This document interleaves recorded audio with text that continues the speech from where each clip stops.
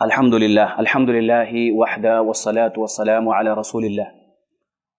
आज के दर्स में इंशाअल्लाह एक हदीस हम देखेंगे और ये हदीस अनस इब्न मालिक रज़ी अल्लाह अन्हु से है और मशहूर रिवायत है, कई बार हम सुन चुके होंगे, लेकिन वापस याद दहानी के तौर पे। और इसमें एक सबक है हमारे रिज़्क़ के ताल्लुक़ से कि जो हमको रोज़ियाँ मिलती हैं वो अल्लाह ताला जानता है कि किस सबब से मिलती है। अल्लाह ताला रोज़ी देने वाला है, लेकिन बहुत सारे असबाब होते हैं जिसकी बुनियाद पर रिज़्क़ मिलती है।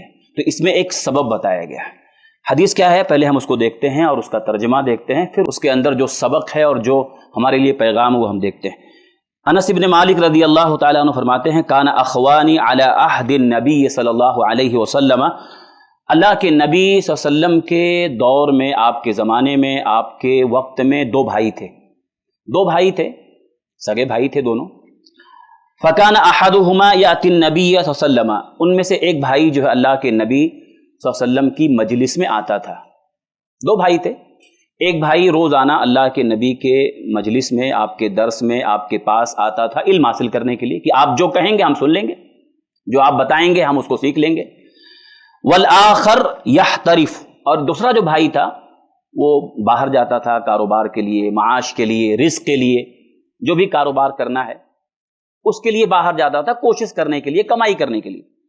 फशकल मुहतरिफ, तो एक दिन वो भाई, कभी कभी घर में होता है, ऐसा भी हमारे साथ भी होता है, तो एक भाई जो है, जो भाई रोजाना बाहर जाके कमाता था, वो एक बार अल्लाह के नबी की मजलिस में आया शिकायत लेकर के। फशकल मुहतरिफ, वो भाई आया, कहा अल्लाह के रसूल सल्लल्लाहु अलैहि वसल्लम, जो है मेरा जो भाई है वो रोजाना जो है आपकी मजलिस में आता है, मैं बाहर कारोबार करता हूँ, मैं कमाई करता हूँ, मेहनत करता हूँ, रिस्क के लिए सारी कोशिश करता हूँ, और ये मेरा हाथ नहीं बटाता है। वो नहीं आता है कि मैं भी साथ में हाथ बटाऊं, मेरे साथ में कुछ करूं, या अपना जाके कुछ और करूं ताकि साथ में जो है कुछ मदद मिल सके। तो आकर के शिकायत किया, तो अल्लाह के नबी सल्लल्लाहु अलैहि वसल्लम ने फरमाया, फशका अल मुहतरिफ अखाहु इला नबी सल्लल्लाहु अलैहि वसल्लम फ़क़ाल, तो अल्लाह के नबी सल्लल्लाहु अलैहि वसल्लम ने जब वो शिकायत सुनी तो आपने एक जुमला कहा, आपने फरमाया लअल्लक तरज़ुक़ु बिही, और एक जगह लअल्लक तुरज़क़ु बिही, कि शायद तुझको जो रिस्क मिल रही है वो उसकी वजह से मिल रही है। इसमें उलमा ने कहा कि वो दोनों भाई एक साथ खाते थे, जो बाहर जाकर के कमाता था, मेहनत करता था, रोजी रोटी तलाश करता था, घर में आने के बाद दोनों का खाना एक साथ था, एक साथ खाते थे। गोया कि वो भाई जो कुछ नहीं करता था कमाई, वो उसके साथ में खाता था। तो उसको थोड़ा तकलीफ हुई कि मैं अकेला कमा रहा हूं और ये बैठ के खा रहा। लेकिन वो आदमी, वो जो भाई था, वो एक बहुत बड़ा काम कर रहा था। वो क्या कर रहा था? वो नबी की मजलिस में आकर के इल्म हासिल कर रहा था। तो नबी ने जो जुमला फरमाया, लअल्लका तुरज़क़ु बिही, शायद तुझको जो रिस्क बाहर मिल रही है, तू कमा रहा है बाहर, जो मेहनत कर रहा है, तुझको जो मिल रहा है ना, उसकी वजह से मिल रहा है।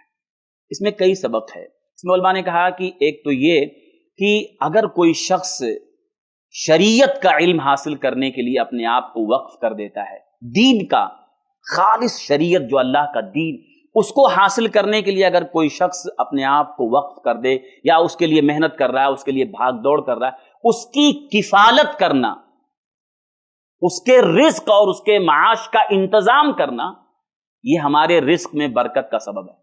अगर आज हम भी ऐसे वो लोग जो खालिस दीन के लिए अपने आप को वक्फ कर दिए, जो उनका काम सुबह से शाम तक सिर्फ दीन सीखना या लोगों को सिखाना, उनका वही काम है। वो बाहर कारोबार नहीं, वो कर सकते हैं, बाहर जाके तिजारत भी कर सकते हैं, बाहर जाकर के माश हासिल कर सकते हैं, बाहर जाके बहुत कुछ कर सकते हैं, लेकिन उन्होंने वो रास्ता ना चुन करके ये रास्ता चुना। कौन सा रास्ता चुना? कि अल्लाह के दीन को लोगों को बताए या सीखे, सीख करके सिखाए।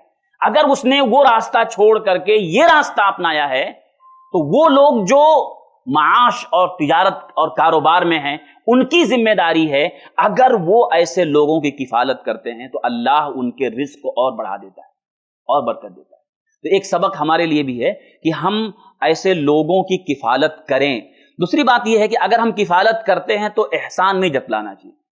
अगर हमारे घर में कोई भाई ऐसा है या हमारे घर का कोई फर्द ऐसा है जो ज्यादातर दीन की तरफ रागिब है, दीन के اندر زیادہ انوالو ہے، زیادہ سیکھتا ہے، زیادہ دین کا علم حاصل کرتا ہے. اور اگر مان لیجئے بہت کچھ نہیں کرتا ہے تو کبھی احسان نہیں جتلانا. تو بیٹھ کے کھا رہا ہے، میری وجہ سے تجھ کو خوراک مل رہی، یہ سب نہیں کہنا چاہیے، احسان نہیں جتلانا چاہیے.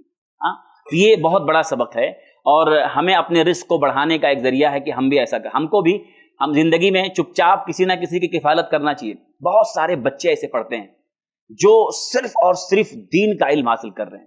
آپ جا کے ڈھونڈیے، پتہ کیجیے. اگر وہ نہیں اپنی فیس دے سکتے ہیں، آپ فیس بھر دیجیے ان کی، آپ کفالت کیجیے ان کی. آپ جا کر کے دیکھیے مدرسوں میں کتنے بچے ہیں. یا اس کے علاوہ ایسے لوگ جو خالص دین کی تبلیغ اور دین کے لیے اپنے آپ کو وقف کر دیے ہیں، ایسے لوگوں کو ڈھونڈیے اور ڈھونڈ کر کے ان کی کفالت کرنا چاہیے. تو اس سے ہمارے رزق بڑھ جائیں گے. اللہ کے نبی کی حدیث لعلک ترزق بہ، شاید تجھ کو روزی اس کی وجہ سے مل رہی. ہم کو جو روزیاں ملتی ہیں پتہ نہیں کس وجہ سے ملے، اللہ بہتر جانتا ہے. تو اس میں ایک سبب یہ ہے، تو ہم کو اسے کرنا چاہیے.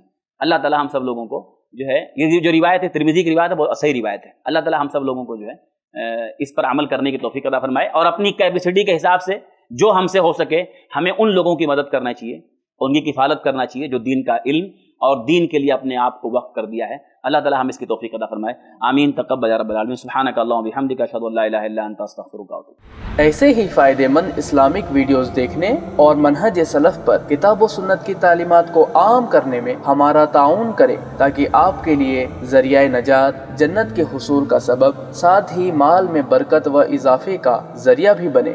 آمین. جزاک اللہ خیرن.